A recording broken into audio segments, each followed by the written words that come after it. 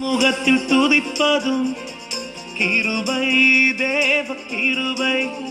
அவர் வார்த்தையால் நன்மையை பெறுவதும் கிருபை, தேவ கிருபை. நான் கர்த்தரின் சமூகத்தில் துதிப்பதும் கிருபை, தேவ கிருபை. அவர் வார்த்தையால் நன்மையை பெறுவதும் கிருபை, தேவ கிருபை.